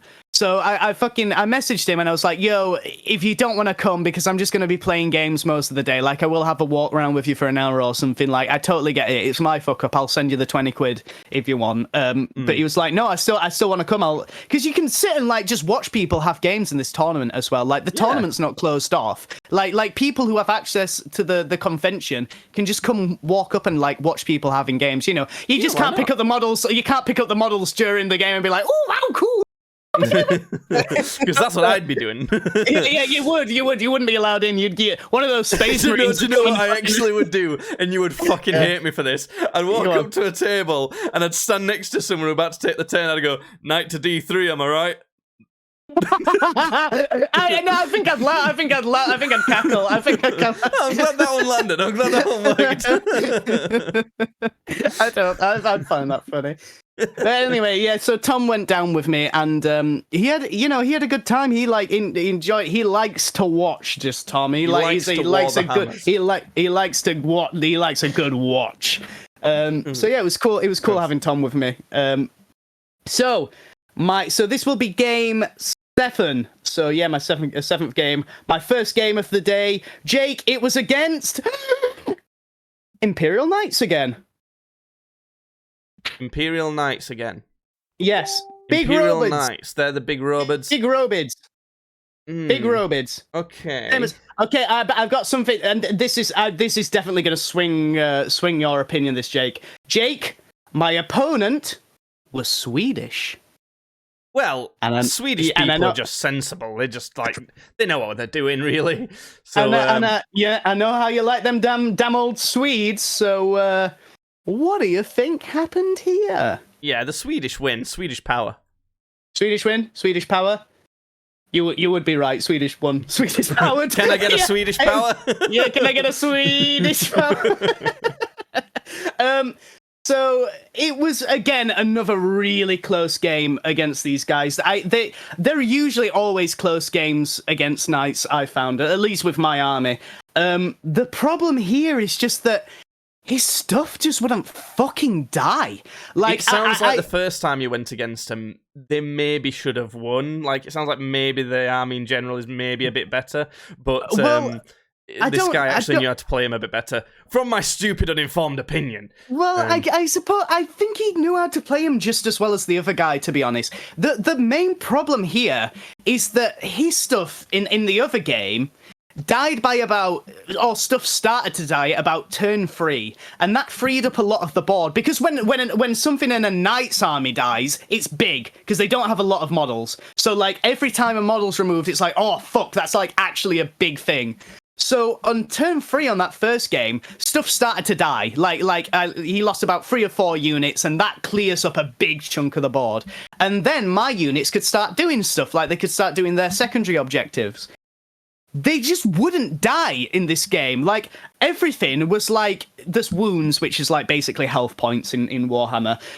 They start off with like, the littler ones start off with like 12 wounds apiece, and the big guys start off at like 24. And everything was down to like 3 or 4 or 2 wounds apiece, everything by turn 4. So then by turn 5, when his stuff actually started dying, it was too late. Because by then, he'd already done all these secondary objectives and got all his points. So I was playing catch-up like far too late. And by the end, I think it ended up being something like 70 points to him, 50 to me. So, yeah, Sweden, I guess. Sweden, you know? And sweet out. Am I right? Yeah, Sweden, sweet up and sweet out. That's what we say. How many more games is there in this? How many more games did you play? There is 2 more. Okay. There is 2 more games. Jake, my next opponent was playing Chaos Knights. Chaos Knights. Chaos Knights. Big robots, but they're scary because they're chaos. Now, robots don't work well in chaos. Robots are logical beings. Yes. They're logical beings. Mm-hmm. They're logical about their beings. They like to organize them in alphabetically and in shape and origin.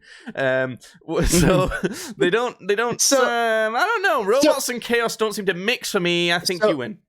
So actually, I actually only had the one picture there. I forgot to take a lot of pictures of this one. But you see more of his models in the last picture I sent you, because it turned out that the guy playing next to us on that table ended up being my opponent for the next game, like on a completely different other side of the tournament. But yeah, so they're more of his models in that other picture.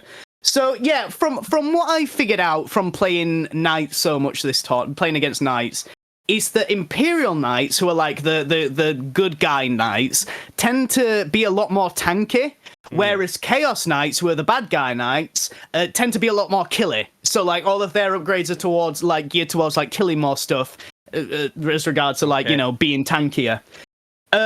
You said I won, yeah? Yeah.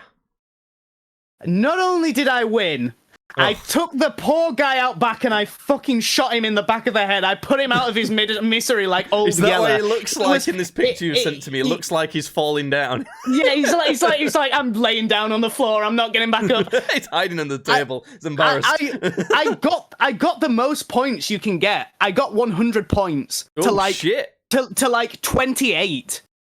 It was like a complete fucking wash. Just like turn 1, half of his army was dead. Like it was just when I wasn't up against when I wasn't up against like the tankiness of like Imperial Knights, because they got a lot of like stuff to buff like tankiness, and I was just against like I suppose like raw killing. My shooting is a lot of anti-tank stuff. So it just ripped through his fucking armor. It was bad. And a lot of his stuff was melee as well. A lot of the Chaos Knight stuff is like melee, big stompy knight stuff. Whereas Imperial Knights is like gunline knights. It's like shooty knights. So I felt really sorry for this guy. I fucked him up. So yeah.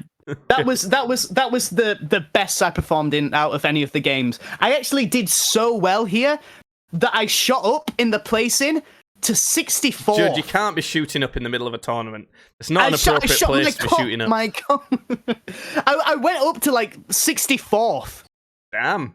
Yeah, like I was up there. I was like top 100 after this game for like a good bit. No wonder you were shooting up. I was shooting up in the. Right, Jake. My last game of the tournament, and it was against Imperial Knights again. I had a full day. I had a full day going against giant robots. A full day of it. So a lot of practice. A lot of practice against fighting big knights. Yeah, so in this tournament, out of the 9 games that I played, 4 of them were against knight armies. And earlier you were like, I just love to see all the different armies people have. Yeah. I was like, I love to see all these different armies. And then 4 of them were fucking knights armies, and 3 of them were space marines. Like, great, what such variety. Does that make you think that maybe those are more of the meta armies at the minute? No, what I honestly think is knights. I think knights are good. They are good. They are good right now. But I think it's that they're very easy to do. Like, they're very easy to make because they're big sort of like building projects. The bigger ones are anyway. But they're big, fun building projects. But they're also like, the bigger knights are like 80 quid a pop. And like the smaller ones come in boxes of 2. And they're like 50 quid a pop, which sounds, and it is a lot of money, but it's one of the cheapest armies to do, because you don't buy a whole lot of models. You don't have a whole lot of models on the table. So you'll probably get about like 4 boxes of the little guys, so that's £200, and then maybe one of the big guys, or 2 of the big guys, so that's like 460, which again, is a lot of money. But then you look at like a Tyrannid army that needs like 300 fucking models in it, and each thing of 10 is like 20 quid. It's like, that costs a lot more. It's all the building, and then you've got to paint all those little guys, where with the knights, you're only building the few models, and they're very easy and rewarding to paint. They also kind of, in a weird way, from what I can see of them, they've got like big panels as well. They're kind of almost less intricate, as in obviously a big panel is going to take one kind of colour into it. Yeah. So, I mean, it's Knights again. You probably know the Knights rules as well as I do at this point, Jake. So, what do you think happened?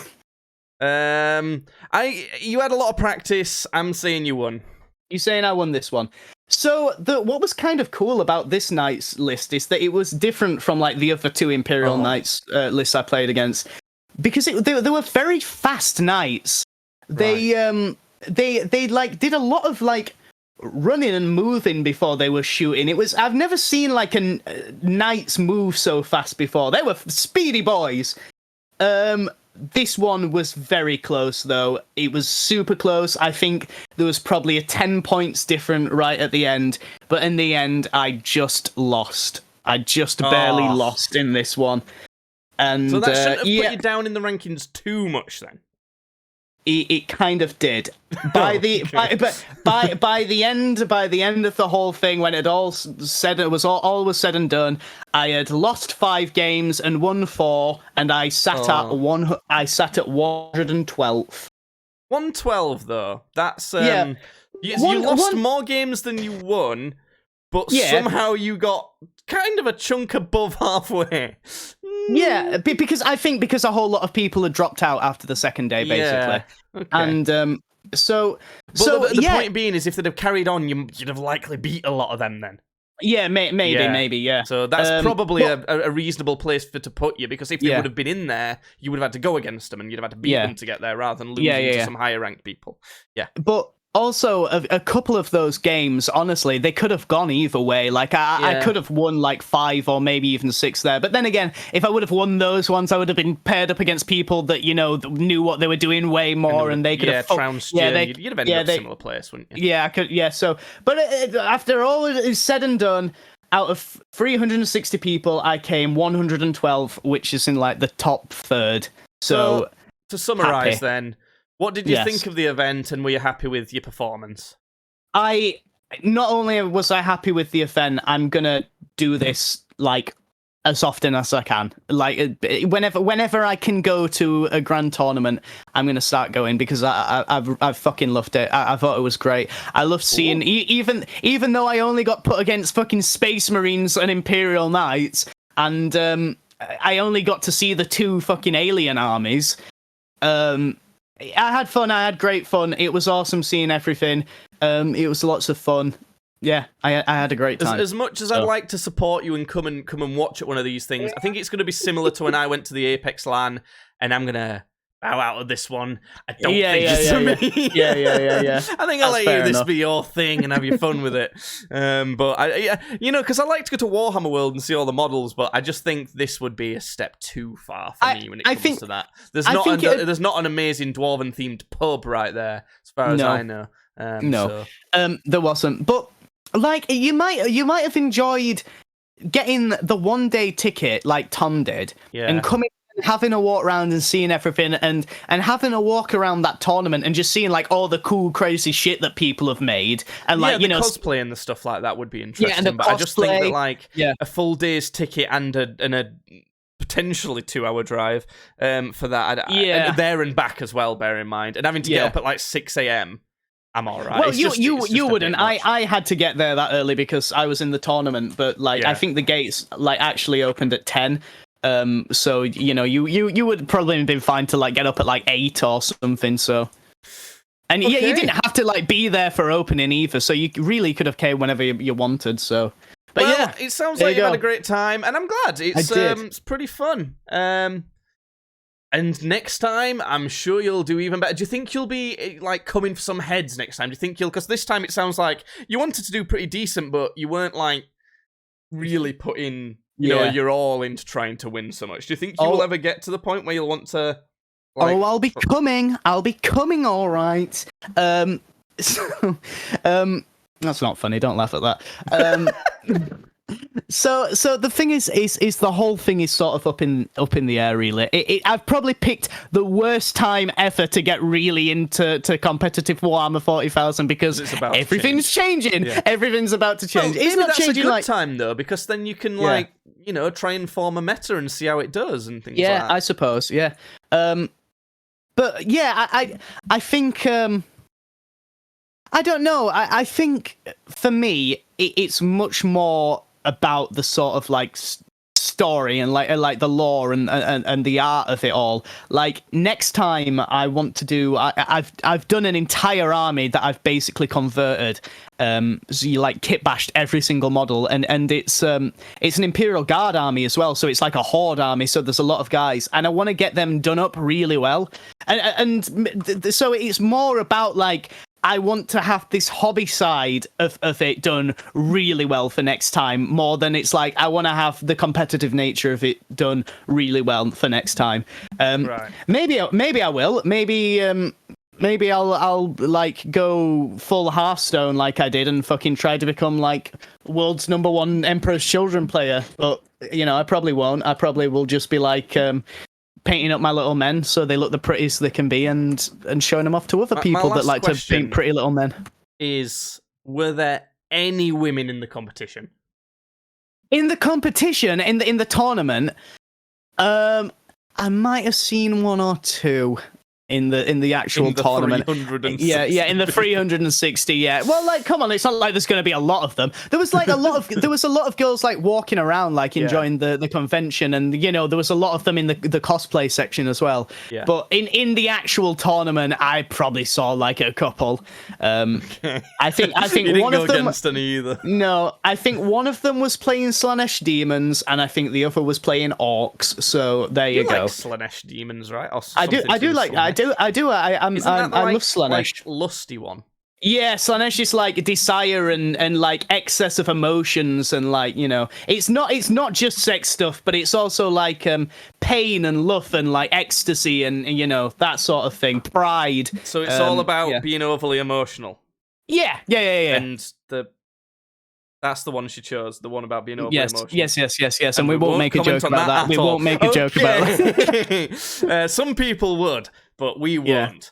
You'd really like Fashdor, who is like the new sort of like chaos demigod, because he's like the incarnation of absolute autistic logic. Like he's essentially trying to become the chaos god of like machinery and discovery and weirdly the chaos god of logic. How can you be a chaos god of anti-chaos? I know it's weird. It's weird, but he's cool. He's got like a whole bit of like dark technologies and stuff. I think you'd like Fashtor. It sounds pretty cool. Yeah. On that note, it's time to end this podcast. It's been a long one. Hope you like Warhammer, because there's a lot of it. Hopefully we tried to spread it out with some other bits as well. And it's now time for Judd to say his famous podcast ending saying... Let the galaxy burn. Okay. Yes. Let it burn. Let it rock. Let it rock. I don't know. Okay.